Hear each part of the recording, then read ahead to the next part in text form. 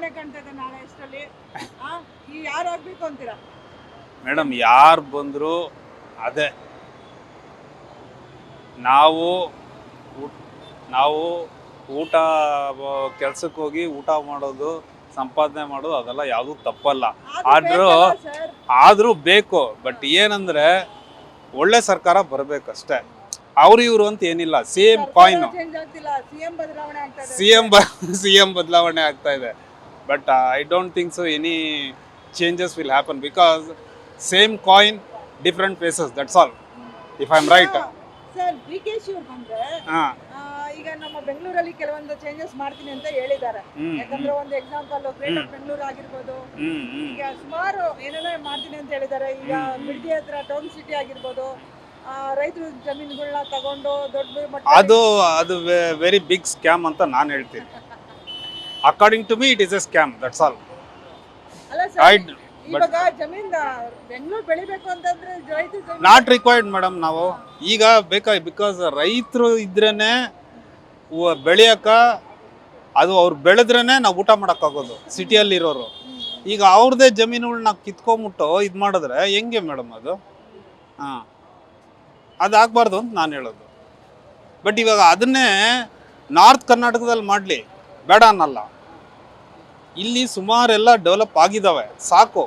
ಈಗ ಅಲ್ಲಿ ಮಾಡಲಿ, that we can accept that one. Because ಅಲ್ಲಿಂದ ಎಲ್ಲ ಇಲ್ಲಿಗೆ ಬರ್ತಾ ಇದ್ದಾರೆ. That should not happen. Karnataka ಅಂದ್ಮೇಲೆ ಇದೇನಾಗ್ಬಿಟ್ಟಿದೆ ಅಂದ್ರೆ ತವ್ರ ಮನೆ ಆಗ್ಬಿಟ್ಟಿದೆ ಬೇರೆಯವ್ರಿಗೆಲ್ಲ. ಹೌದೌದು.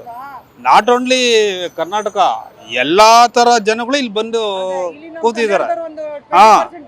ಹೌದು ಅವರೇ ಇದ್ದಾರೆ. ಹೌದೌದು. ಇಲ್ಲಿರೋರೆಲ್ಲ ಮಾರ್ಕೊಂಡ್ಬಿಟ್ಟಿದ್ದಾರೆ ಎಲ್ಲ.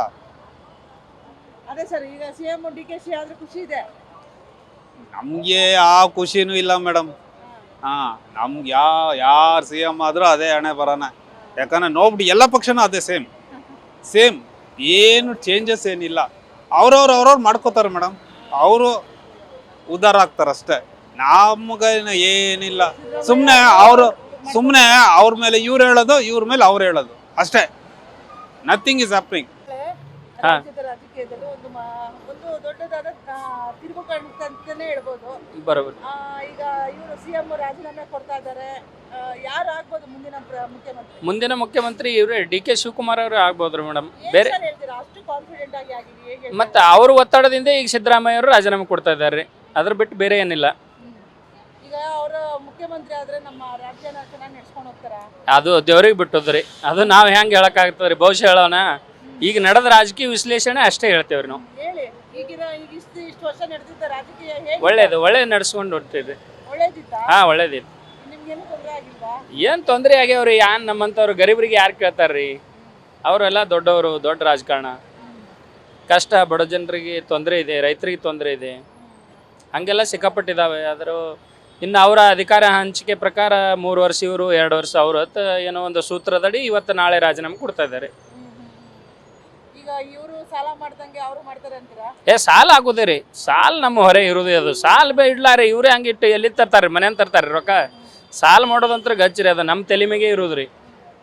ಸಾಲ ಮಾಡಿ ರಾಜಕೀಯ ಮಾಡ್ಬೇಕಾ ಸರ್? ಮಾಡ್ತಾರಲ್ರಿ ಮೇಡಮ್. ಯಾರು ಕೇಳೋರು ಹೇಳ್ರಿ? ನಮ್ಮಂಥವ್ರದ್ದು ಯಾರು ಕೇಳ್ತಾರ್ರಿ? ನಾವು ಬೇಡತ್ತೇವೆ, ಅವ್ರು ಬಿಡ್ತಾರ್ರಿ? ಬಿಡಲ್ಲ. ಹಿಂಗೆ ಇದು ನಡೀತಾ ಹೋಗ್ತದೆ, ಕಾಲ್ ಚಕ್ರ ತಿರುಗ್ತಾ ಇರ್ತದ್ರಿ. ಸರ್, ಈಗ ಡಿಕೆಶಿ ಬಂದ್ರೆ ಬೆಂಗಳೂರಿನ ಗ್ರೇಟರ್ ಬೆಂಗಳೂರು ಮತ್ತೆ ಚೆನ್ನಾಗಿ ಮಾಡ್ತೀನಿ ಅಂತ ಹೇಳಿದಾರೆ ಎಲ್ಲಾ ವಿಚಾರದಲ್ಲೂ. ನಾವು ಬಿಜಾಪುರ ಜಿಲ್ಲೆಯವ್ರಿ.